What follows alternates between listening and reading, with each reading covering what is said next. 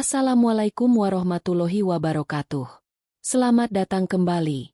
Namaku Rara. Malam itu, petir menyambar nyalang merobek langit yang gelap gulita. Namun suaranya kalah memekakan telinga dibandingkan suara hatiku yang hancur berkeping-keping. Tanganku bergetar hebat mencengkeram daster basahku, menahan perutku yang sudah membengkak besar menunggu waktu persalinan. Mataku nanar, meneteskan air mata darah, menatap punggung suamiku yang melangkah tanpa menoleh sedikitpun. Dia pergi menebus pekatnya malam, menggandeng erat tangan seorang perempuan berwajah lugu yang selama ini kuberikan atap dan kusuapi dengan kebaikanku. Di atas lantai ubin yang sedingin es ini, aku dicampakkan begitu saja, membusuk bersama janin yang meronta-ronta di dalam rahimku. Nafasku tersengal, meregang nyawa sendirian di ambang batas kematian. Bagaimana bisa istana cinta yang kubangun dengan darah dan air mata diruntuhkan begitu saja oleh pengkhianatan paling keji dari dua orang yang paling aku percayai. Namun sebelumnya bagi yang beragama Islam saya sarankan untuk menuliskan sholawat Nabi Muhammad agar kelak sholawat ini menjadi saksi untuk mendapat syafaat di akhirat. Like dan subscribe ke channel ini sangat membantu menambah wawasan dan membantu kami membuat cerita baru yang menghibur. Orang selalu berkata bahwa takdir sudah ditulis rapi oleh Allah. Tapi saat itu, aku bertanya-tanya dosa besar apa yang pernah aku perbuat hingga takdirku harus sekelam ini. Mari kita putar waktu kembali ke 5 tahun yang lalu. Jauh sebelum mimpi buruk ini mencekik leherku. Duniaku saat itu hanya berpusat pada satu nama, yaitu Bima. Bima adalah suamiku, cinta pertamaku, dan satu-satunya pria yang kepadanya aku menyerahkan seluruh sisa hidupku. Kami merajut ikatan suci pernikahan dengan modal cinta dan keyakinan yang menggunung. Meski isi dompet kami seringkali kosong melompong. Kami tinggal di sebuah rumah kontrakan petak yang sangat sederhana di sudut kota Surabaya. Panasnya udara kota pahlawan ini selalu menjadi saksi bisu bagaimana kami berdua memeras keringat, berjuang dari titik paling bawah demi menyusun batu bata masa depan. Bima bekerja sebagai seorang tenaga administrasi di sebuah gudang distributor bahan bangunan. Pekerjaannya sangat berat dan gajinya hanya cukup untuk makan kami berdua selama sebulan. Sementara itu, aku tidak pernah diam. Aku membantu Bima dengan membuat berbagai macam kue kering yang kutitipkan di warung-warung kecil di sekitar tempat tinggal kami. Kehidupan kami memang sangat jauh dari kemewahan. Tidak ada makan malam romantis di restoran bergengsi. Tidak ada pakaian mahal yang menempel di tubuh kami. Tapi aku bersumpah, aku adalah wanita paling bahagia di seluruh dunia. Bima adalah sosok suami yang luar biasa penyayang. Setiap malam, saat dia pulang dengan kemeja yang lepek oleh keringat dan wajah yang sangat kelelahan, dia tidak pernah lupa untuk tersenyum padaku. Dia selalu meletakkan tasnya, berjalan pelan ke arah dapur tempatku berkutat dengan tepung dan mentega, lalu memeluk tubuhku erat dari belakang. Dia akan berbisik lembut di telingaku, mengatakan betapa bersyukurnya dia memiliki istri sepertiku. Kata-kata manisnya adalah oase di tengah gurun pasir kesulitanku. Senyumnya adalah alasan mengapa aku sanggup berdiri mengadon kue hingga larut malam. Namun, kesempurnaan itu terasa memiliki sebuah celah yang sangat menyakitkan. 3 tahun berlalu sejak kami mengucapkan janji suci. Namun rumah kecil kami masih saja sepi dari tangis dan tawa seorang bayi. Setiap bulan, harapanku membumbung tinggi, hanya untuk dihancurkan berkeping-keping saat melihat noda merah di pakaian dalamku. Ratusan alat tes kehamilan sudah kubuang ke tempat sampah. Semuanya selalu menunjukkan satu garis merah yang seolah mengejek kekuranganku sebagai seorang wanita. Setiap kali kenyataan pahit itu menghantam, aku akan mengunci rapat pintu kamar mandi. Aku menyalakan keran air kencang-kencang agar suara isak tangisku yang pilu tidak terdengar oleh Bima. Aku merasa menjadi istri yang cacat, istri yang gagal memberikan keturunan untuk pria sebaik Bima. Tapi Bima selalu tahu. Dia akan duduk bersandar di luar pintu kamar mandi, mengetuknya dengan sangat pelan, dan bersuara dengan nada yang bergetar. Dia memintaku untuk membuka pintu. Saat aku keluar dengan mata bengkak, dia langsung menarikku ke dalam pelukannya. Bima selalu mengusap rambutku, meyakinkanku bahwa Allah pasti memiliki rencana yang jauh lebih indah. Bima selalu berkata bahwa hidupmu dan hidupku sudah cukup sempurna, meskipun hanya berdua. Dan akhirnya, pada sebuah pagi yang sejuk tepat di hari Kamis Pon, Keajaiban yang kami tangisi setiap malam di atas sajadah itu akhirnya turun ke dunia. Tanganku bergetar begitu hebat hingga alat tes kehamilan plastik kecil itu nyaris terjatuh dari genggamanku. Mataku terbelalak tidak percaya. 2 garis merah menyala dengan sangat jelas di sana. Nafasku tercekat. Air mata mengalir deras tanpa bisa kubendung lagi. Aku berlari keluar kamar mandi, tersandung kakiku sendiri, dan langsung menabrak dada Bima yang sedang merapikan kerah kemejanya. Aku menyodorkan benda kecil itu ke depan wajahnya tanpa sanggup mengeluarkan satu patah kata pun. Bima terdiam mematung. Matanya menatap benda itu tajam, lalu perlahan beralih menatap wajahku. Detik berikutnya, tubuh Bima ambruk ke lantai. Dia bersujud syukur seraya menangis tersedu-sedu. Bahunya berguncang hebat. Bima bangkit, merengkuh tubuhku dengan sangat protektif, menghujani seluruh wajahku dengan ciuman air mata.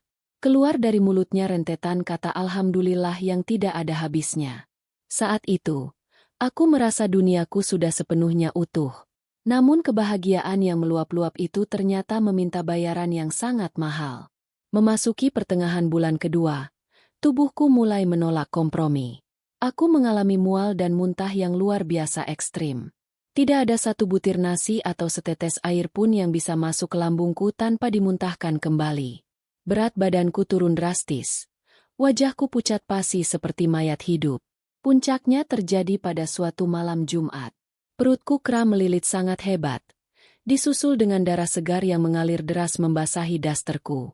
Aku menjerit ketakutan, merasa duniaku nyaris runtuh. Bima setengah berlari menggendong tubuhku yang sudah setengah sadar. Menerobos dinginnya angin malam menuju rumah sakit terdekat. Di ruang gawat darurat yang dingin itu, dokter kandungan menatap kami dengan sorot mata yang penuh keprihatinan. Dokter menyatakan bahwa rahimku sangat lemah, mungkin karena tekanan beban kerjaku selama bertahun-tahun. Kehamilanku berada dalam status bahaya tingkat tinggi. Satu-satunya cara menyelamatkan nyawa bayi ini adalah dengan istirahat total. Aku dilarang keras turun dari tempat tidur selama berbulan-bulan ke depan. Jangankan untuk memasak, untuk berjalan ke kamar mandi saja aku harus dibantu. Vonis itu menghancurkan mentalku. Aku menangis membayangkan bagaimana nasib rumah tangga kami. Siapa yang akan memasak untuk Bima? Siapa yang akan mencuci baju kotornya? Bagaimana kami bisa membayar biaya rumah sakit dan kebutuhan bayi nanti jika aku tidak bisa lagi membuat kue pesanan? Tapi suamiku yang luar biasa itu, Bima, menggenggam kedua tanganku yang dingin. Dia menatap mataku dalam-dalam dan berjanji bahwa aku tidak perlu memikirkan apapun selain keselamatan malaikat kecil di dalam perutku. Beberapa hari berselang, Bima pulang dengan membawa sebuah usulan. Wajahnya terlihat lelah namun dia memaksakan sebuah senyum. Dia mengutarakan niatnya untuk mempekerjakan seorang pembantu rumah tangga. Bima mengaku mendapat tawaran kerja lembur setiap malam di gudang, sehingga dia bisa menutupi biaya tambahan untuk menggaji pembantu tersebut. Awalnya aku menolak keras. Hatiku teriris melihat Bima harus bekerja seperti kuda demi diriku. Tapi Bima terus memohon. Dia membelai perutku, memintaku untuk egois kali ini saja demi darah daging kami. Dengan berat hati dan derai air mata haru, aku akhirnya mengangguk setuju. Lalu, datanglah hari itu. Hari di mana seberkas kegelapan melangkah masuk ke dalam rumahku yang terang benderang. Bima membawa pulang seorang perempuan muda bernama Ningsih. Bima bilang Ningsih berasal dari sebuah desa terpencil di kawasan Kediri. Ningsih berdiri di ambang pintu rumah kami dengan kepala menunduk dalam-dalam. Tubuhnya kurus, dibalut kemeja bunga-bunga yang warnanya sudah pudar dan rok panjang yang ujungnya kasar oleh debu jalanan. Tangannya terus meremas ujung bajunya sendiri, menandakan betapa gugup dan takutnya dia berada di kota besar. Saat Bima menyuruhnya mendekat keranjangku, Ningsih melangkah pelan tanpa berani mengangkat wajahnya. Suaranya sangat pelan dan gemetar saat mengucapkan salam. Melihat kepolosannya, hatiku yang keras langsung luluh. Aku melihatnya bukan sebagai pembantu, melainkan sebagai seorang adik yang sedang mencari suap nasi untuk keluarganya di desa. Aku menyambutnya dengan senyum paling hangat yang kumiliki. Aku berjanji pada diriku sendiri untuk memperlakukannya dengan sangat baik, menganggapnya seperti keluarga sendiri. Aku bahkan menyisihkan sebagian uang belanjaku untuk membelikan Ningsih baju-baju baru yang pantas dipakai. Bulan pertama kehadiran Ningsih terasa seperti anugerah yang diturunkan dari langit. Ningsih adalah pekerja yang tidak kenal lelah. Dia bangun jauh sebelum fajar menyingsing, membersihkan rumah hingga mengkilap, dan memasak makanan-makanan sehat untukku. Perawatannya padaku sangat luar biasa telaten. Dia akan duduk di samping ranjangku, memijat kakiku yang bengkak, menyuapiku makan dengan sabar saat nafsu makanku hilang, dan selalu ada setiap kali aku membutuhkannya. Bima pun terlihat jauh lebih santai. Bima memuji masakan Ningsih, mengatakan betapa bersyukurnya kita menemukan orang yang tepat. Rumah kami dipenuhi tawa dan kedamaian. Aku berbaring di atas kasur, mengelus perutku yang mulai membesar, merasa bahwa Allah telah memberikan pelangi setelah badai yang begitu mengerikan. Tapi dasar manusia yang tertipu oleh matanya sendiri. Aku terlalu terlena oleh rasa aman. Aku terlalu sibuk merajut mimpi tentang sepatu bayi dan ayunan kecil, hingga aku menjadi tuli pada langkah kaki pengkhianatan yang mengendap-endap di dalam rumahku sendiri. Aku buta. Aku tidak melihat kilat mata Ningsih yang mulai berubah. Aku tidak menyadari bahwa setiap kali Bima pulang dan membuka kemejanya yang berkeringat, mata lugu Ningsih yang selalu menunduk itu diam-diam mencuri pandang ke arah suamiku dengan sorot kekaguman yang penuh gairah mematikan. Waktu berjalan merangkak bagai siput yang melintas di atas hamparan duri yang tajam. Setiap detiknya terasa menyiksa sekaligus dipenuhi dengan harapan yang semu. Usia kandunganku kini telah menginjak bulan ke-7. Perutku sudah membengkak sangat besar, membuat nafasku seringkali tersengal-sengal hanya untuk sekadar membalikan badan di atas kasur kapuk kami yang mulai menipis dan kehilangan keempukannya. Sesuai dengan anjuran dokter, aku masih diwajibkan untuk tidak banyak bergerak dan menguras tenaga. Hari-hariku seolah terpenjara, hanya dihabiskan dengan berbaring menatap langit-langit kamar kontrakan yang catnya mulai menguning dan mengelupas, menghitung debu yang beterbangan tertiup angin dari sela jendela, dan mendengarkan detak jam dinding yang seolah tiada henti mengejek kesepianku yang mendalam. Namun di balik kebosanan yang menyiksa itu, ada sesuatu yang jauh lebih mengerikan yang sedang mengintai. Seiring dengan perutku yang semakin membesar, ada suatu hal yang perlahan-lahan ikut berubah warna di dalam rumah ini. Sesuatu yang awalnya tidak kasat mata, tidak berbau, dan tidak bersuara, namun perlahan mulai mencekik leherku dengan sangat kuat. Suamiku, Bima, pria yang dulu selalu bergegas memacu motornya menembus kemacetan jalanan Ahmad Yani Surabaya hanya untuk bisa memelukku dan memakan masakanku, kini perlahan mulai terasa sangat jauh dari jangkauanku. Semuanya berawal dari alasan-alasan kecil yang awalnya terdengar masuk akal. Bima mulai sangat sering pulang larut malam bahkan menjelang pagi. Awalnya dia beralasan bahwa perusahaan sedang mengejar target akhir tahun, sehingga ada jadwal lembur mendadak karena pengiriman barang ke berbagai pabrik di daerah Sidoarjo sedang membludak tidak karuan. Sebagai seorang istri yang mengerti betul betapa kerasnya dunia mencari nafkah di kota metropolitan ini, aku hanya bisa mengangguk pasrah. Aku memaklumi lelahnya, menelan semua kerinduanku bulat-bulat, dan terus mendoakan keselamatannya di setiap sujud malamku kepada Allah. Aku meyakinkan diriku sendiri bahwa semua keringat yang dia keluarkan adalah bentuk pengorbanan demi menyambut kelahiran anak kami.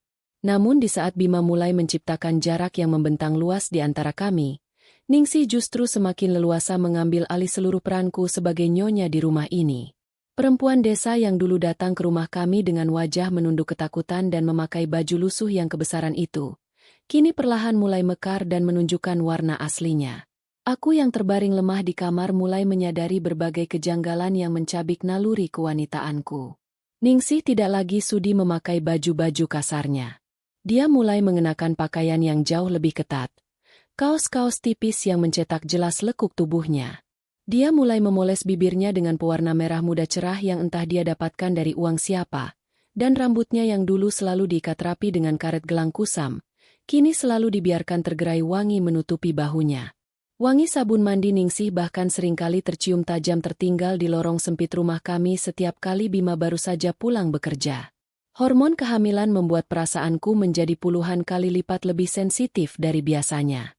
Setiap kali Bima pulang lewat tengah malam, aku sering mendapatinya langsung melempar tubuhnya ke atas kasur, tertidur pulas membelakangiku tanpa mengucapkan sepatah kata pun. Tidak ada lagi ciuman hangat penuh rindu di keningku. Tidak ada lagi usapan lembut di perut buncitku untuk menyapa darah dagingnya yang sedang bertumbuh. Saat aku menangis pelan mengeluhkan rasa sakit yang luar biasa pada panggul dan tulang punggungku, Bima hanya menjawab dengan dengusan kasar dan gumaman malas tanpa sedikitpun berniat membuka matanya untuk menatap wajahku. Di atas ranjang yang kini terasa selebar samudera ini, air mataku sering jatuh menderas membasahi sarung bantal. Aku menangisi nasibku yang seolah berubah menjadi sebuah barang rongsokan yang menjadi beban dan tidak lagi diinginkan oleh pemiliknya. Aku merasa menjadi wanita yang sangat menjijikkan, gemuk, penuh dengan kerutan, tidak berguna, dan hanya merepotkan. Aku menelan paksa semua rasa sakit dan penghinaan batin ini sendirian, terus berprasangka baik demi menjaga kewarasanku sendiri dan demi menjaga detak jantung anak yang ada di dalam kandunganku. Pernahkah kamu membayangkan bagaimana rasanya ketika duniamu perlahan runtuh namun kamu dipaksa untuk tetap tersenyum? Ketika hatimu hancur berkeping-keping namun kamu harus terus berpura-pura buta dan tuli. Hingga akhirnya, sampailah aku pada malam jahanam itu. Sebuah malam yang akan terus mengutuk ingatanku, menghantui setiap hela nafasku, dan merobek seluruh kewarasanku seumur hidup. Hujan turun dengan sangat deras malam itu. Rintiknya menghantam atap seng rumah kontrakan kami dirungkut dengan suara yang bising. Udara malam itu terasa sangat menusuk, membawa hawa dingin yang merayap masuk hingga menembus tulang sumsumku. Jam dinding yang tergantung di ruang tengah berdetak seirama dengan laju jantungku, menunjuk tepat pada pukul 2 dini hari. Aku terbangun dari tidurku yang penuh dengan mimpi buruk yang gelisah. Tenggorokanku terasa sangat kering seperti terbakar, menuntut setetes air untuk membasahi kerongkongan. Nafasku terengah-engah menahan sesak, dan entah mengapa bayi di dalam perutku menendang-nendang rahimku dengan sangat kuat dan gelisah, seolah dia sedang meronta-ronta ingin memperingatkan ibunya akan sebuah badai besar yang sedang mengintai di depan mata. Dengan susah payah dan menahan rintihan sakit, aku menggeser tubuhku yang semakin berat ke tepi ranjang. Bima tidak ada di sampingku. Mungkin dia tertidur di sofa ruang depan karena kelelahan, pikirku dengan polosnya. Aku meraih pinggiran ranjang kayu kami, memaksakan kedua telapak kakiku yang bengkak parah untuk menapak di atas lantai ubin yang malam itu terasa sedingin bongkahan es. Dengan langkah gontai, terseret-serat, dan berpegangan erat pada dinding lorong yang lembab, aku berjalan perlahan menuju dapur sempit kami hanya untuk mengambil segelas air putih. Untuk menuju ke arah dapur, arah langkahku mengharuskanku untuk melewati sebuah kamar berukuran sangat kecil yang ditempati oleh Ningsih.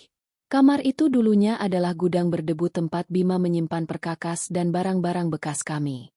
Saat aku melangkah tertatih-tatih mendekati pintu kamar Ningsih, langkah kakiku tiba-tiba terhenti membeku. Darah di sekujur tubuhku seolah ditarik paksa dan berhenti mengalir saat itu juga. Ada celah kecil di pintu kamar Ningsih yang sengaja tidak tertutup rapat. Celah sempit itu memancarkan cahaya lampu bohlam berwarna kuning yang temaram ke atas lantai lorong rumah. Dan dari dalam celah pintu kayu yang usang itu, samar-samar namun sangat pasti, indera pendengaranku menangkap sebuah suara yang seketika menghancurkan duniaku. Terdengar suara desahan manja dan tawa tertahan dari seorang perempuan muda, disusul dengan suara bariton berat dan serak dari seorang laki-laki yang sangat kukenal di luar kepala. Itu adalah suara suamiku. Suara pria yang namanya selalu kusebut dengan linangan air mata di setiap sujud panjangku kepada Allah. Jantungku dipompa dengan kecepatan yang tidak masuk akal hingga rasanya dadaku akan meledak. Tanganku bergetar sangat hebat, dingin seperti mayat, dan aku harus membekap mulutku sendiri dengan telapak tanganku sekuat tenaga agar jeritan histerisku tidak pecah membelah kesunyian malam. Dengan sisa-sisa kepingan tenaga dan keberanian rapuh yang kumiliki, aku merayap tanpa suara mendekati celah pintu laknat tersebut. Aku mendekatkan sebelah mataku yang sudah dibanjiri air mata panas ke celah kayu yang terbuka itu. Dan apa yang kulihat dengan kedua mata kepalaku sendiri di dalam sana, tepat di detik itu juga, membunuh jiwaku hidup-hidup dan menghanguskan seluruh hidupku hingga tidak menyisakan abu sedikit pun. Di atas kasur busa tipis milik Ningsih yang kusam, di bawah cahaya temaram yang menjijikkan, kulihat suamiku sendiri. Laki-laki yang kupercayakan seluruh jiwamu dan ragamu padanya. Laki-laki yang berjanji melindungiku, kini sedang duduk berhadapan sangat rapat dengan pembantu rendahan itu. Tangan kokoh suamiku, Tangan yang sama yang dulu menggenggam tanganku saat mengucapkan akad nikah yang suci, kini sedang membelai pipi dan leher Ningsih dengan sangat rakus dan mesra. Ningsih menyandarkan kepalanya dengan manja di dada bidang suamiku, dada yang seharusnya menjadi tempatku berlindung, tersenyum dengan tatapan kemenangan seolah dialah ratu dan nyonya besar di rumah ini. Duniaku berhenti berputar saat melihat Bima menundukkan wajahnya perlahan-lahan, lalu meraup dan mencium bibir perempuan itu dengan gairah yang meletup-letup. Sebuah sentuhan dan ciuman cinta yang sudah berbulan-bulan lamanya tidak pernah lagi kuterima darinya semenjak perutku membesar. Udara di sekitarku seolah lenyap seketika ditarik paksa oleh tangan iblis. Tulang kakiku berubah menjadi tumpukan jeli yang lemas dan tidak mampu lagi menopang bobot tubuhku. Aku merosot jatuh terduduk di atas lantai lorong yang sangat dingin, memeluk perutku yang buncit dengan kedua lenganku yang gemetar hebat. Air mata mengalir deras seperti bendungan yang pecah membasahi daster lusuhku. Namun anehnya tidak ada satupun suara tangisan yang mampu keluar dari tenggorokanku yang tercekat. Aku menangis dalam kebisuan yang paling memekakan telinga. Pria yang karenanya aku rela meregang nyawa untuk melahirkan keturunannya, ternyata diam-diam menikam punggungku dengan belati beracun, bercumbu tanpa rasa malu bersama perempuan yang kupungut dari kemiskinan dan kuberi makan dari piringku sendiri. Di lorong yang gelap gulita itu, aku terus duduk mematung memeluk perutku yang menegang, membiarkan diriku membusuk dan hancur lebur dikunyah oleh pengkhianatan paling najis yang terjadi tepat di bawah atap rumahku sendiri. Malam itu berlalu dengan sangat lambat. Detik demi detik bergulir menyayat kewarasanku secara perlahan-lahan. Aku tidak kembali ke dalam kamar. Aku membiarkan tubuhku yang kedinginan dan gemetar hebat bersandar pada dinding lorong yang lembab. Air mataku sudah mengering, hanya menyisakan rasa perih yang luar biasa di kedua pelupuk mataku. Di dalam perutku yang semakin membesar, bayiku terus bergerak dengan sangat gelisah, seolah dia bisa merasakan kehancuran hati ibunya yang sudah tak berbentuk lagi. Langit di luar jendela mulai berubah warna menjadi abu-abu pucat. Hujan sisa semalam masih menyisakan gerimis kecil yang jatuh menitik di atas atap seng rumah kontrakan kami di kawasan Rungkut ini. Udara pagi Surabaya yang biasanya membawa semangat baru, pagi ini terasa seperti kabut racun yang perlahan mencekik rongga dadaku hingga aku kesulitan bernapas. Terdengar suara derit pintu kamar Ningsih terbuka. Langkah kakinya yang ringan berjalan menuju dapur. Sesaat kemudian terdengar suara denting wajan dan aroma bumbu nasi goreng yang menyeruak memenuhi seluruh ruangan. Aroma masakan yang biasanya membuatku lapar, pagi ini justru membuat isi perutku bergejolak hebat hingga aku rasanya ingin memuntahkan seluruh organ dalamku. Tak lama berselang, pintu kamar depan terbuka. Bima keluar dengan wajah segar setelah tidur pulas, seolah dosa besar yang baru saja dia lakukan semalam hanyalah sebuah bunga tidur yang numpang lewat. Dia berjalan santai ke arah dapur, menyapa Ningsih dengan suara bariton lembut yang dulu hanya menjadi milikku seorang. Tawa kecil Ningsih membalas sapaan suamiku. Tawa yang terdengar sangat merdu namun bagiku adalah suara tawa iblis yang sedang merayakan kemenangannya di atas penderitaanku. Dengan sisa-sisa kepingan harga diri dan tenaga yang kumiliki, aku memaksakan diriku untuk berdiri. Kedua kakiku yang bengkak parah terasa sangat kebas dan berat seperti diikat dengan batu. Aku menyeret langkahku perlahan menuju arah dapur. Di ambang pintu dapur, langkahku terhenti kaku. Kulihat Bima sedang duduk santai di kursi meja makan kayu kami yang reyot. Sementara Ningsih dengan gerak-gerik yang sangat luas menyodorkan secangkir kopi panas ke hadapannya. Jari-jari Ningsih dengan sengaja menyentuh punggung tangan suamiku, dan Bima membalasnya dengan sebuah senyuman penuh arti. Pemandangan menjijikan itu seketika meledakkan seluruh amarah, kesedihan, dan kewarasan yang sejak semalam kutahan mati-matian di dalam dadas. Aku melangkah maju dengan cepat, meraih cangkir kopi panas yang baru saja diletakkan Ningsih, dan membantingnya sekuat tenaga ke lantai ubin. Suara pecahan kaca berderak sangat nyaring memecah keheningan pagi yang memuakan ini. Kopi hitam pekat memercik mengotori ujung dasterku dan lantai yang biasanya selalu dibersihkan oleh perempuan ular itu. Bima terlonjak kaget dari kursinya. Matanya melotot marah menatapku dengan tajam. Ningsih langsung mundur beberapa langkah, menundukkan kepalanya dalam-dalam, memasang wajah polos ketakutan dan pura-pura menjadi korban yang paling teraniaya di dunia ini. Air mata panas yang sedari tadi kutahan akhirnya jebol seketika tanpa bisa kucegah. Aku menjerit histeris, memukul-mukul dada bidang Bima dengan kedua tanganku yang lemah dan bergetar. Aku menumpahkan seluruh kesakitan yang membakar jiwaku sejak semalam. Aku meneriakkan dengan lantang apa yang kulihat semalam dengan mata kepalaku sendiri. Aku bertanya kepadanya, mengemis sebuah kebohongan agar dia menyangkal semuanya. Aku berharap Bima akan memelukku erat, meminta maaf hingga bersujud di kakiku, dan mengatakan bahwa semua itu adalah kesalahan fatal sesaat. Aku sangat berharap dia akan mengusir Ningsih dari rumah ini detik itu juga dan kembali menjadi suamiku yang dulu penyayang. Namun, apa yang kuterima justru sebuah pukulan telak yang menghancurkan sisa-sisa harapanku hingga menjadi butiran debu. Bima tidak sedikit pun menunjukkan raut wajah bersalah atau menyesal. Bima tidak memelukku. Dia justru mencengkeram kedua pergelangan tanganku dengan cengkeraman yang sangat kasar, mendorong tubuhku yang sedang hamil 8 bulan ini dengan kuat hingga aku terhuyung ke belakang dan sisi perut buncitku membentur keras ujung meja makan. Aku meringis kesakitan yang amat sangat, memegangi perutku yang seketika terasa kram dan menegang kaku.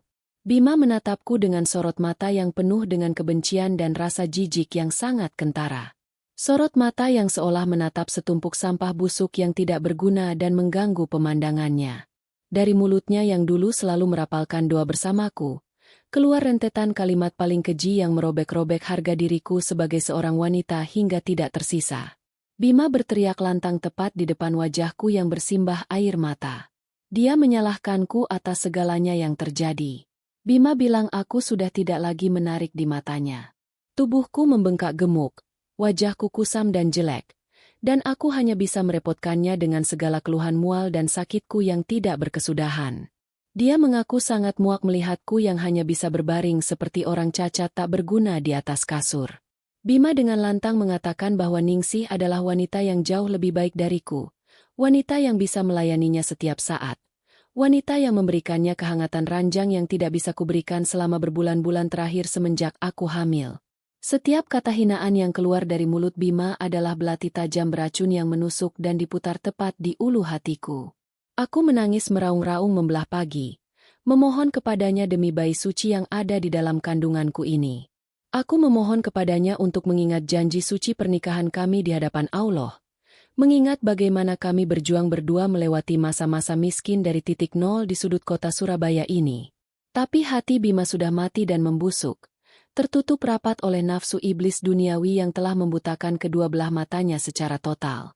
Bima berbalik badan membuang muka, meninggalkanku yang tersungkur menangis memegangi perut di lantai dapur. Dia melangkah lebar dengan penuh amarah menuju kamar depan, membuka pintu lemari pakaian kami dengan sangat kasar. Dia mengambil sebuah tas ransel berukuran besar dan mulai memasukkan seluruh pakaian dan barang-barang berharga miliknya dengan tergesa-gesa. Ningsih langsung menyusulnya dengan langkah cepat, ikut mengemasi barang-barang kusamnya yang dulu dia bawa dari desa di Nganjuk, yang kini di dalam tasnya sudah tergantikan dengan tumpukan baju-baju bagus dan kosmetik yang kubelikan menggunakan uang belanjaku sendiri. Aku merangkak menyusul Bima dengan susah payah ke ambang pintu kamar. Aku memeluk sebelah kakinya dengan erat, memohon ampun untuk kesalahan yang sama sekali tidak pernah aku lakukan. Aku merendahkan diriku sehina-hinanya sebagai seorang istri, menangis mencium punggung kakinya yang melangkah pergi, memohon dengan suara serak agar dia tidak pergi meninggalkanku sendirian dalam kondisi hamil besar dan sakit-sakitan seperti ini.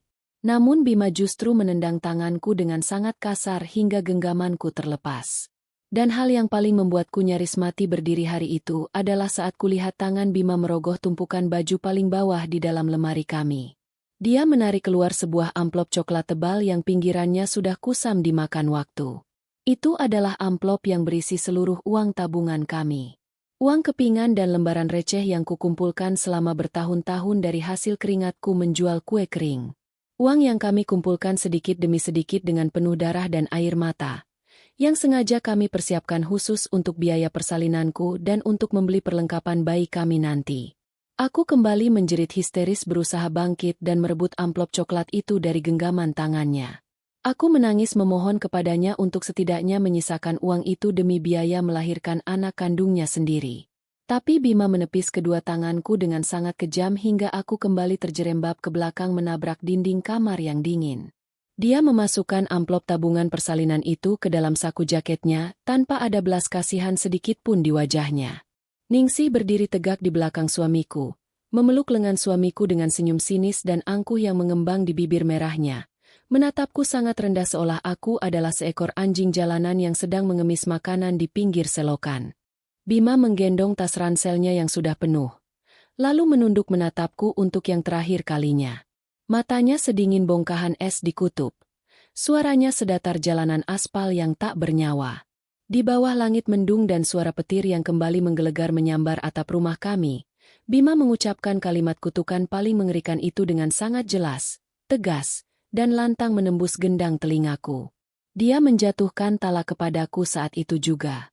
Dia menceraikanku tanpa ragu, membuangku ke tempat sampah kehinaan, memutuskan ikatan suci yang dulu kami ikat atas nama Allah.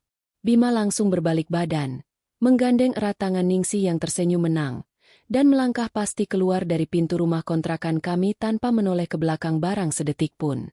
Dia meninggalkanku yang sedang merintih kesakitan di atas lantai berdebu, memeluk perutku yang buncit dengan kedua lenganku yang bergetar hebat menahan sakit yang luar biasa. Di luar sana, gerimis ketika berubah menjadi hujan badai yang sangat lebat, seolah langit kota Surabaya sedang ikut menangisi nasib tragisku hari ini. Aku ditinggalkan sebatang kara, memikul beban nyawa di dalam rahimku, tanpa sepeser uang pun tersisa di tangan. Dan kenyataan paling mengerikan yang menampar wajahku saat itu adalah, masa sewa rumah kontrakan petak ini akan habis dalam waktu kurang dari 1 bulan ke depan. Aku tidak punya tempat berteduh, aku tidak punya uang untuk makan esok hari, dan aku harus melahirkan anak malang ini sendirian di tengah jurang kemiskinan dan kehancuran yang sangat absolut. Duniaku benar-benar kiamat hari itu. Mataku menatap kosong ke arah pintu depan yang dibiarkan terbuka lebar oleh mereka, membiarkan tempias air hujan menyapu wajahku yang pucat pasi dan sudah mati rasa.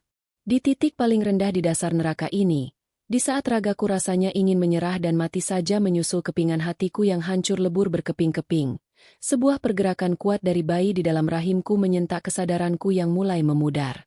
Tendangan kecilnya di dalam sana seolah berbisik menuntut keadilan, memaksaku untuk tetap bernapas menahan rasa sakit, memaksaku untuk tidak mati hari ini.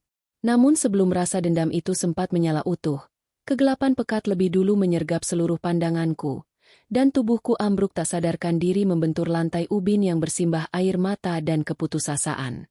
Kegelapan yang menyelimuti kesadaranku perlahan-lahan mulai memudar, digantikan oleh rasa dingin yang luar biasa menusuk hingga ke dalam tulang sumsumku. Aku mengerjap-ngerjapkan kedua belah mataku yang membengkak parah, menyadari bahwa aku masih tergeletak menyedihkan di atas lantai ubin rumah kontrakan yang berdebu tebal. Hujan badai di luar sana rupanya sudah mereda, berganti dengan suara azan subuh yang berkumandang sayup-sayup dari arah masjid terdekat. Aku berusaha bangkit bertumpu pada kedua tanganku dengan sisa-sisa tenaga yang nyaris habis seluruhnya. Perutku yang sangat besar terasa kencang dan nyeri bukan main. Kenyataan yang sangat pahit dan kejam kembali menampar kewarasanku. Aku benar-benar ditinggalkan sendirian. Tidak ada suami yang memapahku bangun. Tidak ada sepeser uang pun di saku daster lusuhku. Laki-laki bernama Bima itu telah membawa pergi seluruh tabungan persalinanku untuk perempuan lain, meninggalkanku bersama seorang bayi malang yang sewaktu-waktu bisa lahir ke dunia yang fana ini. Hari-hari berikutnya yang harus aku jalani adalah sebuah wujud nyata dari neraka dunia yang sesungguhnya. Puncak penderitaanku terjadi tepat pada hari Selasa Wage, saat pemilik kontrakan datang dan mengusirku tanpa belas kasihan sedikitpun karena masa sewaku sudah habis. Dengan membawa sebuah tas kresek berisi beberapa helai pakaian bekas dan tubuh yang sudah sangat bengkak karena kehamilan tua, aku melangkah menyeret kakiku membelah teriknya matahari kota Surabaya. Aku berjalan tanpa tujuan, menangis di sepanjang trotoar, hingga akhirnya aku menemukan tumpangan tidur di sudut sempit sebuah musala kecil di daerah pinggiran Pasar Wonokromo. Aku menyambung hidup dari belas kasihan orang-orang yang selesai menunaikan ibadah salat, menahan lapar yang menggerogoti lambungku demi memastikan janin di dalam rahimku tetap mendapatkan nutrisi seadanya. Hingga akhirnya, malam yang paling mengerikan dan sangat kutakutkan itu benar-benar tiba.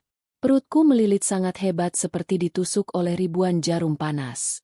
Cairan ketuban pecah membasahi lantai teras musala tempatku berbaring. Dengan darah yang terus mengalir deras di sela-sela kakiku dan pandangan mata yang sudah berkunang-kunang nyaris gelap total, aku merangkak keluar sambil menjerit-jerit meminta tolong kepada warga yang melintas.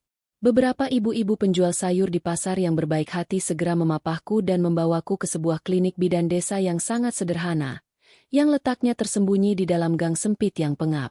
Di atas ranjang bersalin dengan kasur yang keras dan dilapisi perlap plastik dingin itu, aku bertarung meregang nyawa sendirian melawan maut. Tidak ada genggaman tangan hangat dari seorang suami yang memberikanku kekuatan. Tidak ada kecupan di kening sebagai penahan rasa sakit. Bidan desa itu menatapku dengan sorot mata penuh rasa kasihan saat melihatku berjuang sendirian tanpa didampingi siapapun. Aku menjerit histeris merobek keheningan malam, mencengkeram besi ranjang yang berkarat itu kuat-kuat hingga kuku-kukuku patah dan berdarah. Setiap kali gelombang kontraksi itu datang menghantam, aku memanggil nama Allah dengan suara parau yang nyaris putus asa. Dan ketika suara tangisan bayi yang melengking memecah kesunyian ruangan bersalin itu, air mataku tumpah menderas tidak terkendali. Bayi laki-lakiku terlahir ke dunia ini dengan selamat dan sehat. Namun hatiku seolah diiris-iris menggunakan pisau berkarat saat menyadari satu kenyataan yang sangat menyayat hati. Tidak ada sosok ayah yang berdiri di sana untuk menyambutnya. Tidak ada suara bariton tegas Bima yang mengumandangkan azan di telinga mungil anak darah dagingnya sendiri. Dengan tangan yang masih bergetar hebat dan sisa tenaga yang sangat lemah, aku memeluk bayi merah itu ke dadaku yang basah oleh keringat dan air mata. Aku menelan tangisku sendiri dalam-dalam, lalu mendekatkan bibirku yang pucat ke telinganya, membisikkan kalimat azan dengan suaraku sendiri yang bergetar hebat menahan tangis. Aku menamainya Tegar. Sebuah doa dan harapan besar agar kelak anak laki-lakiku ini menjadi manusia yang memiliki mental baja, dan tidak akan pernah tumbuh menjadi laki-laki pengecut yang menyakiti hati wanita seperti ayahnya. Alhamdulillah, Tegar tumbuh menjadi sumber kekuatan utamaku. Kehadiran malaikat kecilku adalah satu-satunya alasan mengapa aku menolak keras untuk mati menyusul kehancuran hatiku. Masa nifasku kuhabiskan dengan penderitaan yang sangat tidak manusiawi. Aku tidak memiliki uang sepeser pun untuk membeli susu pemulihan atau makanan bergizi. Aku hanya memakan nasi aking berlauk garam kasar pemberian tetangga sebelah klinik bidan. Saat usia Tegar baru menginjak 40 hari, aku sudah harus memaksakan tubuhku yang masih sakit untuk kembali turun ke jalanan. Aku menggendong anakku yang masih merah menggunakan selembar kain jarik lusuh yang sudah tipis, berjalan kaki menyusuri aspal dan trotoar panas di sekitar kawasan terminal Bungu Rasih yang dipenuhi asap knalpot. Setiap hari dari terbit fajar hingga larut malam, aku menjajakan aneka jajanan pasar dan nasi bungkus titipan orang. Panas matahari yang membakar kulitku hingga menghitam, debu jalanan yang mengotori wajah anakku, serta cemoohan orang-orang yang memandangku sebelah mata. Semuanya aku telan mentah-mentah demi mendapatkan lembaran rupiah. Seringkali aku harus berteduh di bawah jembatan layang saat hujan badai tiba-tiba turun, menangis dalam diam sambil memeluk erat tubuh Tegar agar dia tidak kedinginan. Perutku sering bernyanyi perih menahan rasa lapar yang menyiksa karena daganganku belum laku. Namun aku menolak untuk menyerah pada kejamnya takdir. Mungkin kamu berpikir bahwa aku pasti sudah gila karena sanggup menahan semua siksaan duniawi ini, tapi percayalah, kekuatan seorang ibu yang melindungi anaknya jauh melebihi batas nalar manusia manapun. Allah sungguh maha melihat air mata hamba-hambanya yang teraniaya dan terbuang. Titik balik dari nasibku yang kelam terjadi pada sebuah siang hari yang sangat terik di kawasan perkantoran elit Jalan Basuki Rahmat. Hari itu kepalaku sangat pusing karena aku belum sempat menelan sarapan sebutir nasi pun. Sementara aku harus mengantar puluhan kotak nasi pesanan ke salah satu gedung pencakar langit yang tinggi menjulang. Langkah kakiku semakin gontai dan pandanganku mulai berputar-putar tak karuan. Tiba-tiba, ujung kakiku tersandung pembatas trotoar jalan. Tubuhku kehilangan keseimbangan dan kotak-kotak nasi di tanganku nyaris berhamburan ke aspal. Namun sebelum tubuhku membentur tanah yang keras, sepasang tangan laki-laki yang sangat kokoh dan wangi dengan sigap menangkap lengan dan bahuku. Aku mendongakkan kepalaku dengan nafas yang terengah-engah, berniat mengucapkan terima kasih atas pertolongan orang asing tersebut. Namun mataku seketika membesar sempurna dan darahku berdesir hebat saat melihat wajah pria berkemeja jas rapi yang baru saja menyelamatkanku. Jantungku serasa berhenti berdetak saat itu juga. Pria tampan dengan wibawa luar biasa itu menatapku dengan sorot mata yang dipenuhi oleh keterkejutan yang sangat mendalam. Dia adalah Dimas. Pria dari masa laluku saat kami masih duduk di bangku kuliah belasan tahun yang lalu. Mantan kekasih yang dulu kutinggalkan demi memilih untuk membangun rumah tangga dengan Bima yang kini justru menghancurkanku. Dimas yang berdiri di hadapanku saat ini bukanlah lagi seorang mahasiswa sederhana seperti yang dulu ku kenal. Dia telah menjelma menjadi seorang pengusaha muda yang sangat sukses, pemilik dari beberapa restoran ternama dan jaringan bisnis di seluruh penjuru Jawa Timur. Namun, tatapan matanya saat melihatku sama sekali tidak berubah. Sorot matanya tetap terasa hangat, teduh, dan penuh dengan ketulusan yang murni. Melihat kondisiku yang compang-camping, berbau keringat matahari, dengan seorang bayi yang menangis kepanasan di dalam pelukanku, Dimas sama sekali tidak menunjukkan raut wajah merendahkan atau tatapan iba yang menyakiti sisa harga diriku. Dia justru membawaku ke sebuah rumah makan miliknya yang tenang, memesankan makanan-makanan yang sangat layak, dan membiarkanku menumpahkan seluruh air mataku menceritakan pahitnya jalan hidupku. Dimas mendengarkan setiap patah kata yang keluar dari bibirku dengan rahang yang mengeras kaku dan kedua belah mata yang memerah menahan amarah yang meledak-ledak atas perbuatan keji yang dilakukan Bima kepadaku. Sejak hari pertemuan yang sangat tidak terduga itu, Dimas hadir kembali dalam lembaran hidupku bukan untuk memanjakanku dengan hartanya yang melimpah, melainkan untuk membangkitkan kembali harga diriku yang sudah mati terbunuh. Dia tidak memberikanku ikan, melainkan memberikanku kail yang kokoh. Dimas meminjamkanku modal awal dan menyewakan sebuah bangunan dapur bersih, agar aku bisa memulai usaha cateringku sendiri dengan layak. Dia membimbingku dengan sangat sabar. Dimas mengajariku cara mengelola manajemen keuangan yang benar, cara meracik menu yang memiliki nilai jual tinggi, cara mencari relasi pasar yang luas, dan yang paling penting, dia membangun kembali mental pemenang di dalam diriku yang dulu sempat dihancurkan oleh hinaan suamiku. Tahun-tahun berlalu dengan perputaran waktu yang membawa perubahan sangat masif dalam hidupku. Aku bekerja keras seperti orang kesetanan siang dan malam tanpa mengenal kata lelah. Aku membuang jauh-jauh seluruh air mata kelemahanku, dan mengubah setiap tetes keringatku menjadi bahan bakar ambisi yang menyala-nyala. Usaha catering kecilku berkembang dengan sangat pesat bak jamur di musim hujan, menjadikannya vendor makanan langganan untuk berbagai acara perusahaan-perusahaan multinasional berskala besar di seluruh Surabaya. Tidak berhenti sampai di situ, dengan keuntungan yang terus mengalir deras. Aku melebarkan sayap bisnisku dengan membuka sebuah butik pakaian kerja wanita yang eksklusif dan elegan, yang omset bulanannya dengan mudah mencapai angka ratusan juta rupiah. Namun dari segala kesuksesan materi yang berhasil kuraih, hal yang paling membuat kepingan hatiku kembali utuh merekat adalah perlakuan Dimas terhadap anakku, Tegar. Dimas mencurahkan kasih sayangnya kepada anakku layaknya mencintai darah dagingnya sendiri. Dia selalu menyempatkan diri hadir di setiap momen penting perkembangan Tegar, mengajarkan anakku melangkah, dan memberikan figur kasih sayang seorang ayah sejati yang selama ini dirampas dengan sangat kejam oleh Bima. Luka menganga yang sangat dalam di dasar hatiku perlahan-lahan sembuh sempurna oleh kesabaran dan kelembutan cinta Dimas. Benih-benih asmara masa lalu yang dulu sempat mengering dan mati, kini tumbuh bersemi kembali menjadi sebuah pohon cinta yang sangat kokoh dan tidak akan sanggup ditembus oleh badai kehidupan sehebat apapun. Kini, disinilah aku berdiri dengan sangat angkuh. Pantulan cermin di ruang kerja pribadiku yang mewah menampilkan sosok seorang wanita karir yang sudah tidak lagi mengenali dirinya sendiri di masa lalu. Daster lusuh berbau keringat dapur dan bawang itu kini telah berganti secara permanen dengan setelan jas kerja rancangan desainer ternama dunia yang berharga jutaan rupiah. Wajah kusam dan pucat yang dulu selalu dihina-hina oleh Bima kini memancarkan aura ketegasan, wibawa, dan kecantikan berkelas yang sangat mahal. Aku bukanlah lagi sosok Rara yang lemah tak berdaya. Rara yang menangis meraung-raung mengemis di bawah kaki laki-laki pengkhianat di atas lantai berdebu. Aku telah bangkit dengan gemilang dari tumpukan abu neraka jahanam, menjelma menjadi seekor burung phoenix cantik yang siap membakar siapa saja yang berani merendahkan harga diriku. Allah telah memutar balik roda nasibmu dan nasibku dengan skenario yang sangat sempurna dan indah. Dan di luar sana, aku sangat menyadari bahwa waktu untuk sebuah pertemuan kembali sekaligus pembalasan dendam yang paling memuaskan akan segera tiba. Sebuah pertemuan klimaks yang aku jamin akan membuat iblis di neraka sekalipun merinding ketakutan melihat kehancuran seorang pengkhianat. 4 tahun telah berlalu bagaikan hembusan angin badai yang menyapu bersih seluruh debu kesedihan dari dalam kehidupanku. Kini aku berdiri kokoh di puncak kejayaanku.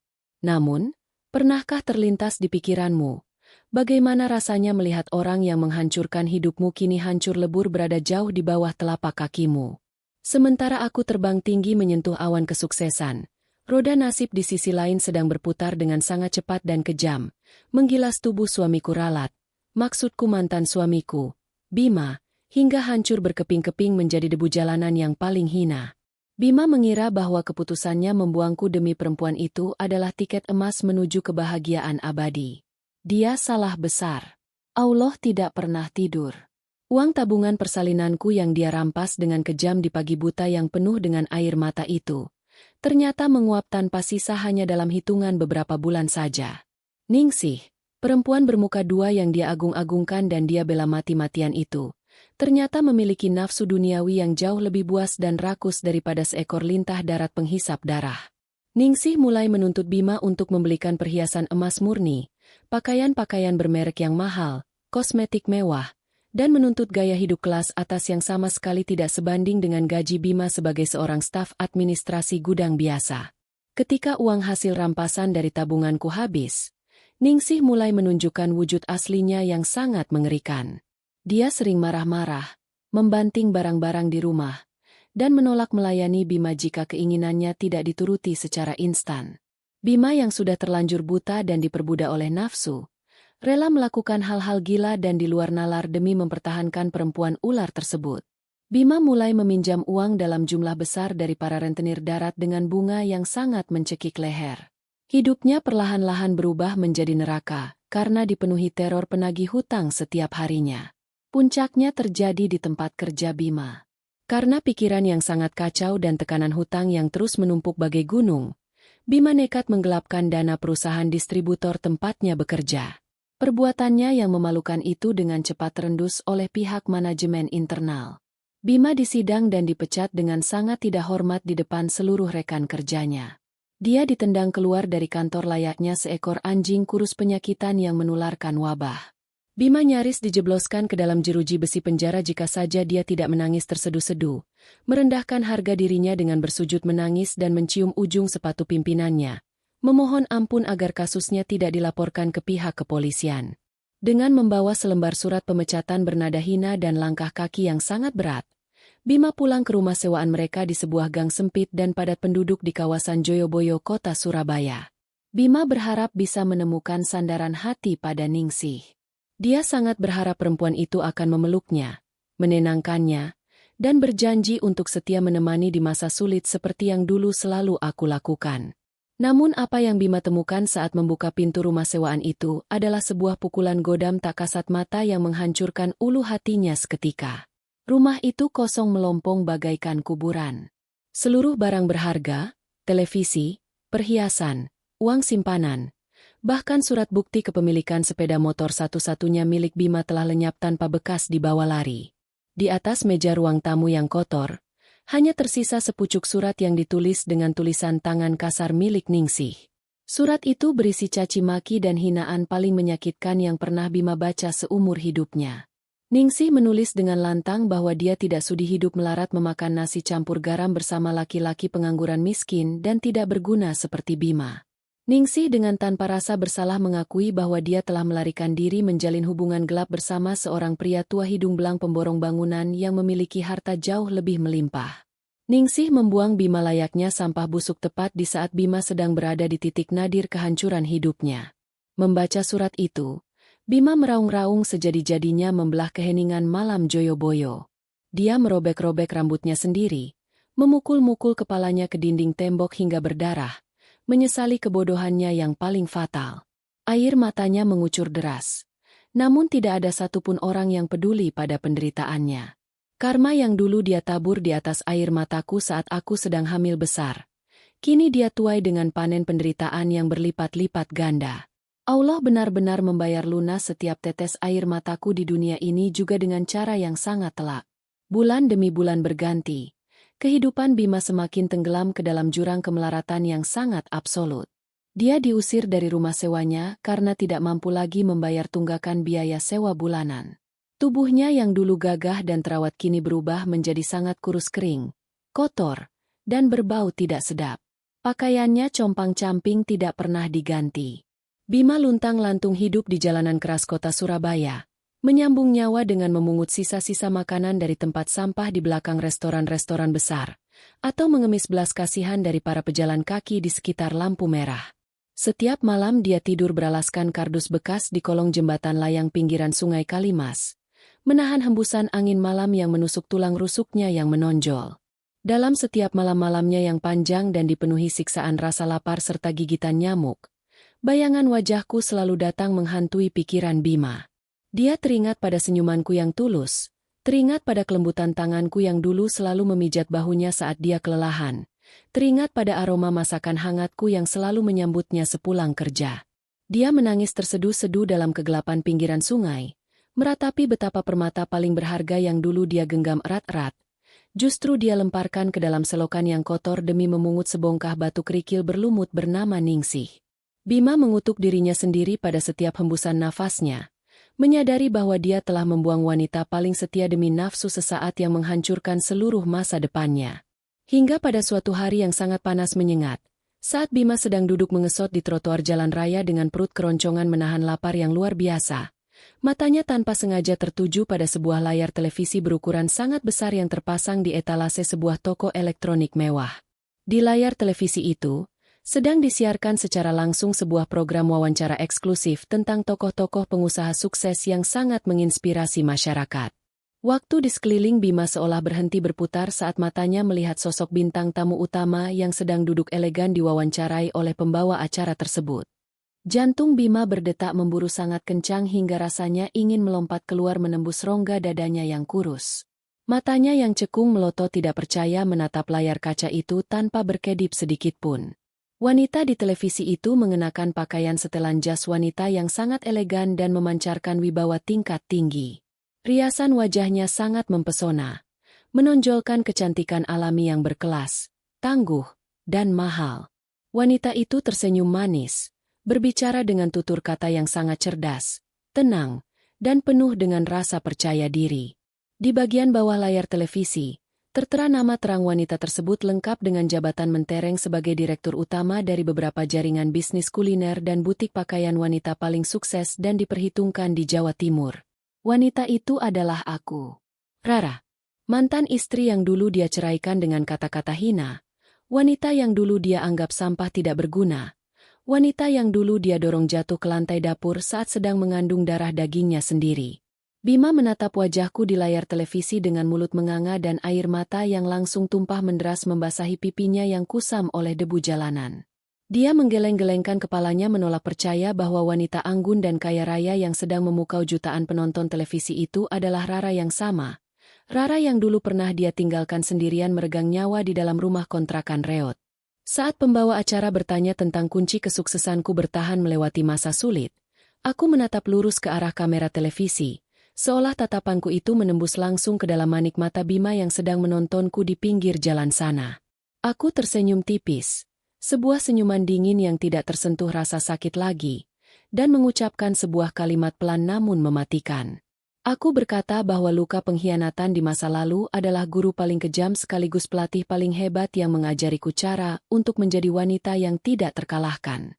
Setiap tetes keringat dan air mata yang pernah aku jatuhkan karena dihancurkan oleh seseorang, telah aku ubah menjadi adonan semen dan batu bata untuk membangun kerajaanku sendiri. Aku menutup kalimatku dengan mengucapkan rasa syukur kepada Allah yang telah menjauhkanku dari manusia berhati busuk di masa lalu, sehingga aku bisa menemukan kebahagiaan sejati bersama pangeran pelindungku yang sesungguhnya. Alhamdulillah segala puji hanya milik Allah yang maha membolak-balikan hati dan nasib manusia. Mendengar kalimatku yang tajam dari layar televisi itu, Bima langsung merosot jatuh terduduk di atas aspal jalanan yang panas mendidih. Dia menangis meraung-raung memeluk kedua lututnya sendiri, tidak mempedulikan tatapan aneh dan jijik dari orang-orang yang berlalu lalang di sekitarnya. Penyesalan yang luar biasa pekat menghantam seluruh saraf di otaknya seperti ribuan paku berkarat. Dia menyadari betapa bodoh dan ruginya dia telah membuang seorang istri sehebat diriku demi pelacur hina. Di tengah tangisannya yang memilukan itu, tiba-tiba sebuah ide licik, murahan, dan sangat putus asa muncul meracuni isi kepalanya yang sudah setengah gila. Dia teringat pada bayi yang dulu ada di dalam kandunganku saat dia pergi membuangku. Bima berpikir dengan sisa-sisa kelicikannya. Dia sangat yakin bahwa sebagai seorang perempuan dan seorang ibu, hatiku pasti akan mudah luluh jika menyangkut soal anak kandung. Dia beranggapan picik bahwa tidak ada seorang anak pun di dunia ini yang tidak membutuhkan sosok ayah kandungnya. Bima membodohi dirinya sendiri dengan meyakini bahwa dengan menggunakan alasan demi masa depan dan kebahagiaan darah dagingnya, dia bisa memohon ampun kepadaku, menarik kembali rasa iba di dalam hatimu ralat, maksudku hatiku, dan kembali masuk menjadi benalu di dalam kehidupanku yang sekarang sudah bergelimang kemewahan. Dia memandang kedua telapak tangannya yang kotor dan gemetar. Bima membulatkan tekadnya yang sangat tidak tahu malu itu. Dia menyusun rencana kotor untuk melacak keberadaan kantor pusat bisnisku, menemuiku secara langsung, berlutut menangis histeris di bawah telapak kakiku, dan mengemis-ngemis untuk meminta kesempatan kedua agar aku mau menerima dirinya kembali menjadi suamiku. Bima berhayal bahwa aku masihlah Rarasi perempuan penurut yang lemah, gampang menangis, dan pemaaf seperti 5 tahun yang lalu. Laki-laki brengsek itu sama sekali tidak tahu bahwa wanita rapuh bernama Rara yang dulu dia kenal, sudah lama mati membusuk dan terkubur di bawah runtuhan luka malam jahanam itu. Dan sosok Rara yang saat ini sedang duduk menguasai tahta kesuksesan, adalah seorang ratu berhati sedingin es, yang sudah menyiapkan sebuah panggung eksekusi paling menyakitkan untuk menyambut kedatangannya yang memalukan. Matahari sore memancarkan sinarnya yang berwarna jingga keemasan, menyapu ufuk barat kota Surabaya dengan keindahan yang ironis. Udara panas yang sedari siang membakar aspal perlahan-lahan mulai mereda, digantikan oleh semilir angin sore yang berhembus membelah kemacetan panjang di kawasan megah Jalan Pemuda. Gedung-gedung pencakar langit yang menjulang tinggi seolah menjadi raksasa-raksasa kaca yang memantulkan cahaya kemerahan, berdiri angkuh mengelilingi pusat kota metropolitan ini. Di depan salah satu gedung perkantoran paling mewah yang berdiri tidak jauh dari monumen kapal selam, sebuah mobil sedan hitam keluaran terbaru perlahan menepi dan berhenti tepat di lobi utama. Itu adalah mobilku. Seorang petugas keamanan berseragam rapi dengan sigap berlari kecil menghampiri mobilku, membungkuk hormat, lalu membukakan pintu penumpang bagian belakang. Aku melangkah keluar dengan keanggunan yang sudah sangat terlatih. Sepatu hak tinggiku yang berharga belasan juta rupiah mengetuk lantai marmer lobi dengan irama yang tegas dan penuh wibawa. Aku mengenakan setelan jas kerja berwarna biru malam yang dijahit khusus untuk menyesuaikan lekuk tubuhku, memancarkan aura seorang direktur utama yang tidak tersentuh oleh kelemahan apapun. Aroma parfum mahalku menguar ke udara, meninggalkan jejak kesuksesan di setiap langkah kakiku. Hari ini adalah hari Jumat Kliwon, sebuah hari yang dalam penanggalan kalender Jawa sering dianggap sebagai hari yang memiliki energi besar, dan aku sama sekali tidak menyangka seberapa besar energi keadilan yang akan Allah tunjukkan di depan kedua belah mataku sore ini. Baru saja aku melangkah melewati pintu kaca putar lobi gedung. Sayup-sayup aku mendengar suara keributan dari arah luar gerbang utama. Suara bentakan kasar dari 2 orang petugas keamanan gedung kuku terdengar bersahutan, diselingi oleh suara parau dan tangisan menyedihkan dari seorang laki-laki yang terdengar sangat memelas. Langkahku terhenti. Entah mengapa, ada sebuah dorongan tak kasat mata yang membuat jantungku berdesir aneh. Sebuah insting masa lalu yang tiba-tiba bangkit dari kuburnya. Aku membalikkan badan dan berjalan perlahan menuju sumber keributan tersebut. Di balik pagar besi yang menjulang tinggi, kulihat 2 orang petugas keamananku sedang berusaha mengusir paksa seorang gelandangan yang berpakaian sangat compang-camping. Laki-laki itu berlutut di atas trotoar yang keras, mencengkeram erat jeruji besi pagar dengan kedua tangannya yang kurus kering dan menghitam karena daki. Pakaiannya lebih pantas disebut sebagai kain lap kotor yang sudah tidak berbentuk. Rambutnya panjang menggumpal, penuh dengan debu dan debu jalanan. Aroma tubuhnya yang menyengat dan tengik bahkan bisa tercium dari jarak beberapa meter. Namun, bukan penampilannya yang membuat nafasku seketika tercekat di tenggorokan, melainkan saat gelandangan itu mendongakkan wajahnya yang cekung dan basah oleh air mata. Duniaku seolah berhenti berputar selama sepersekian detik. Wajah itu, Wajah dengan rahang yang dulu selalu kuusap dengan penuh cinta setiap kali dia tertidur kelelahan. Mata yang dulu selalu menatapku dengan kehangatan sebelum akhirnya berubah menjadi tatapan penuh kebencian dan kebohongan.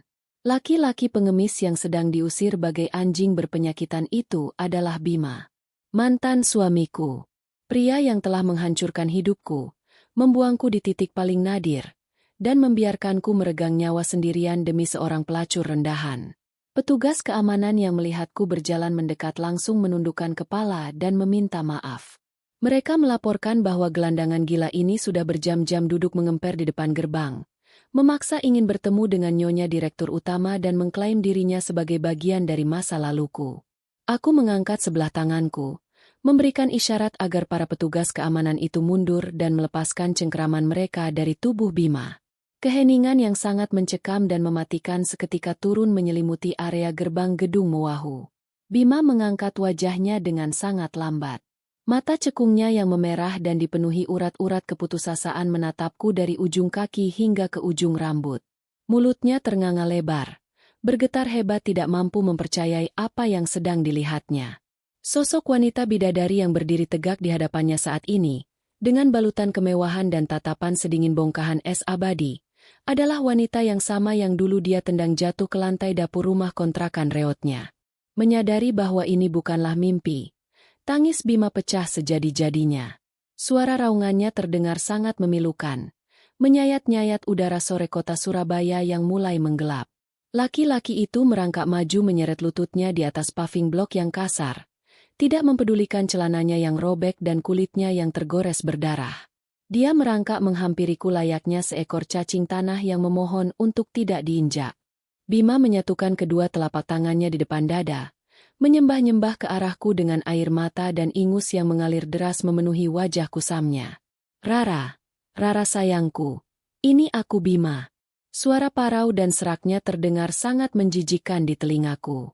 Rara, demi Allah aku mohon ampun padamu. Aku buta, aku bodoh. Aku iblis keparat yang sudah membuang berlian demi memungut kotoran. Rara, tolong aku. Hidupku hancur berantakan. Perempuan jalang itu menguras semua hartaku dan membuangku begitu saja. Aku menyesal Rara. Aku mati-matian menyesal setiap hari. Maafkan semua kesalahanku padamu. Aku tetap berdiri mematung. Wajahku datar tanpa ekspresi sedikit pun. Tidak ada satu tetes air mata pun yang jatuh dari pelupuk mataku. Hatiku yang dulu begitu mudah terenyuh dan luluh melihat penderitaannya, kini sudah berubah menjadi batu karang yang tidak akan hancur meski dihantam ombak badai sebesar apapun. Aku hanya menatapnya rendah, menikmati setiap detik kehancuran pria yang dulu menginjak-injak harga diriku di saat aku sedang mengandung anak kandungnya. Melihatku tidak merespon, Bima semakin histeris. Dia mencoba menggunakan senjata terakhirnya. Senjata paling licik dan murahan yang sudah aku prediksi sebelumnya. Bima memukul-mukul dadanya sendiri dan mulai membawa-bawa nama malaikat kecilku. Rara, aku tahu kamu sangat membenciku, tapi tolong ingatlah anak kita. Anak yang ada di dalam kandunganmu dulu. Dia adalah darah dagingku. Dia pasti membutuhkan sosok seorang ayah. Demi masa depan anak kita Rara, aku mohon izinkan aku menebus semua dosa-dosaku. Beri aku kesempatan kedua untuk menjadi suamimu lagi, menjadi ayah yang baik untuk anak kita. Aku rela menjadi babu di rumahmu. Aku rela mencuci kakimu setiap hari, asalkan kamu mau menerimaku kembali. Aku merindukanmu Rara. Aku masih sangat mencintaimu. Kalimat menjijikan itu akhirnya memancing sebuah reaksi dariku. Aku tersenyum. Sebuah senyuman miring yang sangat dingin, sinis, dan mematikan. Aku melangkah maju satu langkah, menundukkan pandanganku untuk menatap tepat ke dalam dasar manik matanya yang dipenuhi keputusasaan. Aku membuka mulutku, dan setiap kata yang keluar dari bibirku meluncur bagaikan pedang tajam yang siap memenggal kepalanya. Kamu berbicara tentang ayah. Kamu berbicara tentang anakmu. Suaraku terdengar sangat pelan namun menggema kuat di telinganya. Di mana letak otakmu saat kamu mencuri semua uang tabungan persalinanku yang kukumpulkan dengan air mata? Di mana rasa cinta yang kamu sebutkan itu saat kamu membiarkanku kelaparan, kehujanan, dan berdarah-darah melahirkan anakku sendirian di atas ranjang karatan bidan desa. Kamu tidak membuangku, Bima. Kamu mencoba membunuhku dan bayi di dalam kandunganku malam itu. Dan sekarang, saat kamu sudah dibuang ke tempat sampah oleh pelacur yang kamu agung-agungkan, kamu berani datang kemari mengemis meminta tempatku kembali. Bima terdiam membeku. Wajahnya semakin pucat pasi mendengar setiap kata-kataku yang menelanjangi seluruh kebusukannya. Dia menunduk menatap paving block. Bahunya berguncang hebat menahan isak tangis yang nyaris membuatnya sesak nafas.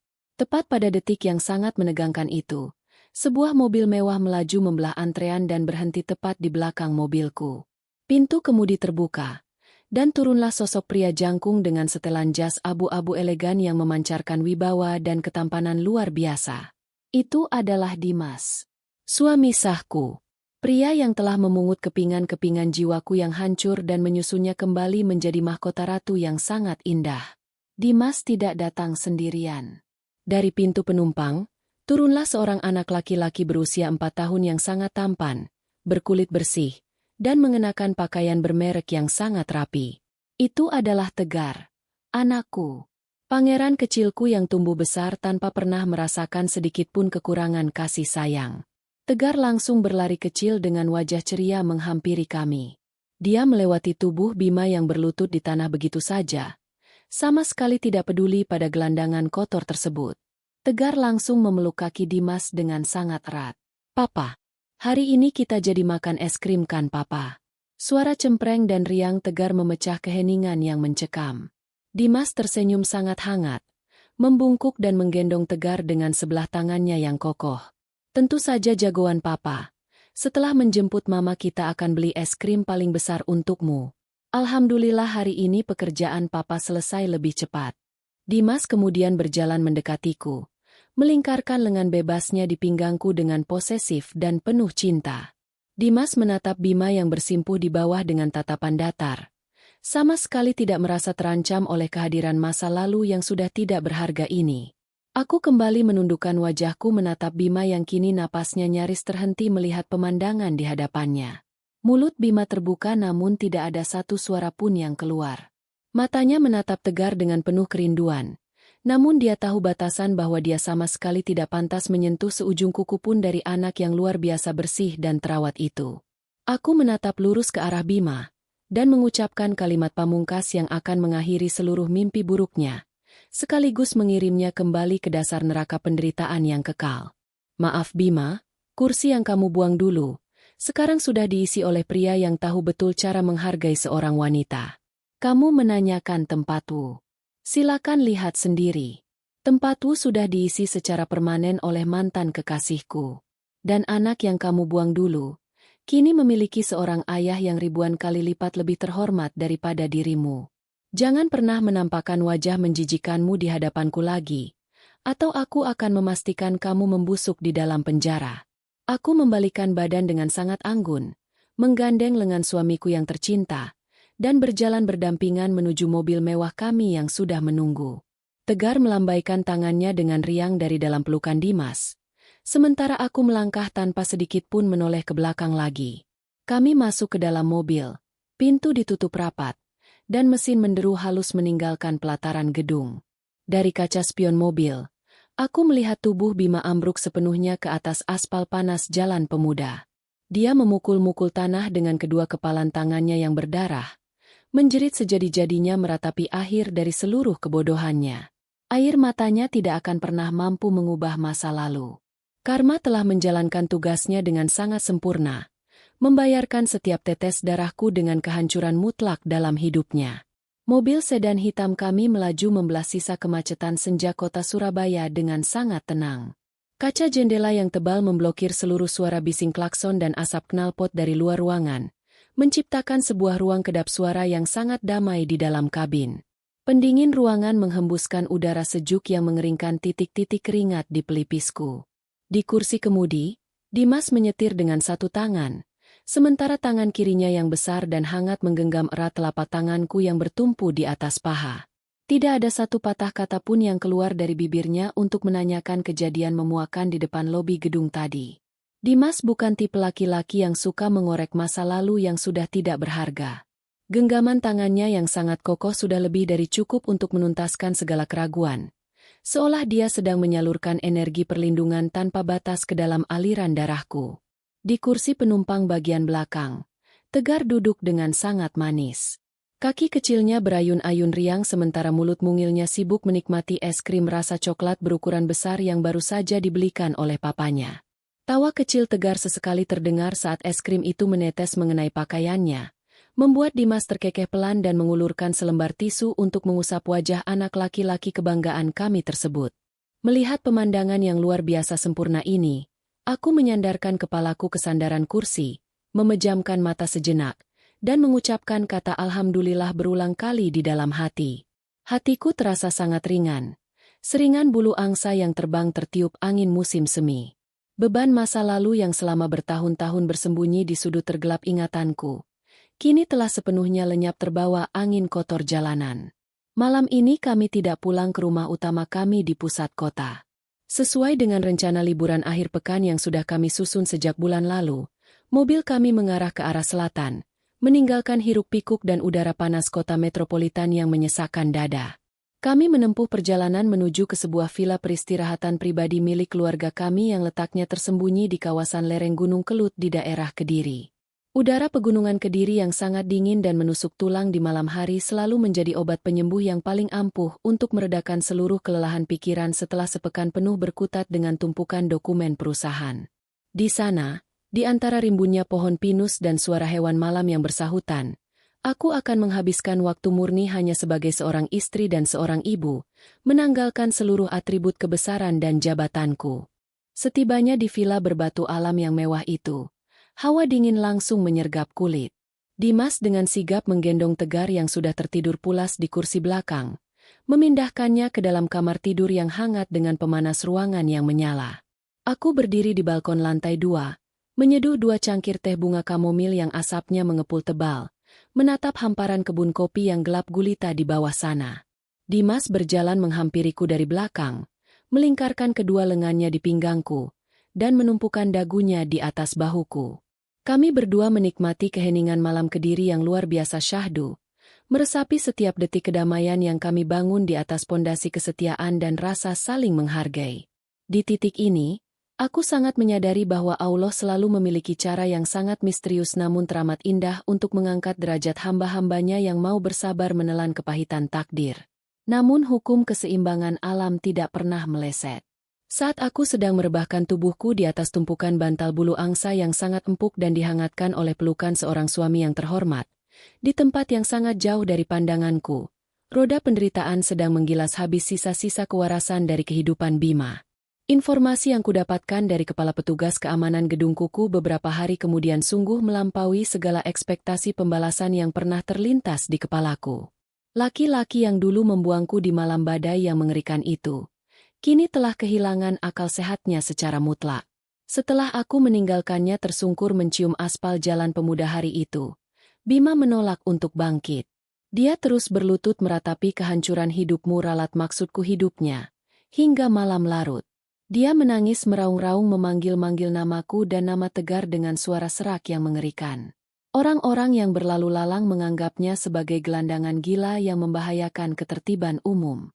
Pihak pengelola jalan yang merasa sangat terganggu dengan jeritannya akhirnya memanggil petugas ketertiban kota.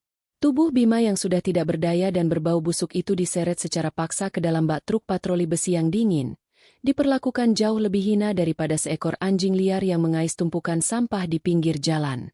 Dia dibawa ke sebuah tempat penampungan sosial yang sangat kumuh di pinggiran kota, tempat di mana puluhan orang dengan gangguan jiwa parah ditelantarkan begitu saja karena tidak memiliki identitas. Di dalam sel tahanan penampungan yang berbau kotoran itu, Bima duduk meringkuk memeluk lututnya sendiri di sudut ruangan yang sangat gelap. Matanya menatap kosong ke arah dinding tembok yang catnya sudah mengelupas parah. Dia menolak keras untuk menyentuh makanan sisa yang diberikan oleh petugas, membiarkan tubuhnya yang tinggal tulang pembalut kulit itu semakin menyusut mendekati ajal kematian. Setiap kali pintu besi penjara itu berderi terbuka, Bima akan merangkak dengan penuh semangat, tersenyum lebar dengan air mata bercucuran, dan memanggil namaku, sangat berharap bahwa aku datang membawa mobil mewah untuk memungutnya kembali.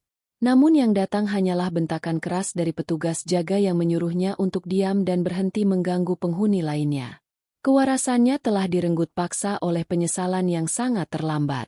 Ingatannya terkunci secara permanen pada memori masa lalu yang indah bersamaku saat kami masih hidup sederhana, menyiksa otak sadarnya tanpa henti siang dan malam. Bima menenggelamkan dirinya sendiri ke dalam lautan halusinasi yang mematikan, meyakini bahwa suatu hari nanti aku akan membukakan pintu rumah kontrakan peta kami, menyambutnya dengan senyum manis dan sepiring nasi hangat kesukaannya. Siksaan batin yang Bima alami di sisa umurnya adalah sebuah pameran keadilan yang paling mengerikan untuk dilihat. Dia bernapas dan jantungnya berdetak. Namun jiwanya sudah lama membusuk di dasar neraka dunia. Dia terjebak abadi dalam sangkar penderitaan yang dia rakit sendiri menggunakan tangan pengkhianatannya.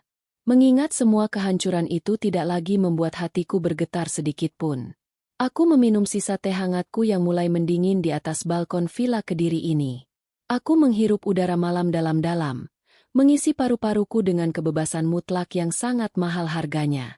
Aku menatap lurus ke arah langit malam yang bertabur jutaan bintang terang, menyadari sepenuhnya bahwa masa laluku telah benar-benar mati dan terkubur sangat dalam di bawah tanah. Aku telah memenangkan pertarungan berdarah ini dengan cara yang paling elegan dan terhormat. Mengubah setiap hinaan beracun yang pernah dilontarkan kepadaku menjadi sebuah pijakan tangga emas untuk mencapai langit tertinggi. Dan mulai detik ini, satu-satunya arah yang akan aku tuju hanyalah melangkah maju ke depan, menyongsong hari esok yang terang benderang bersama pangeran kecilku dan raja pelindungku, tanpa pernah menoleh lagi ke arah tumpukan masa lalu yang tertinggal di belakang sana.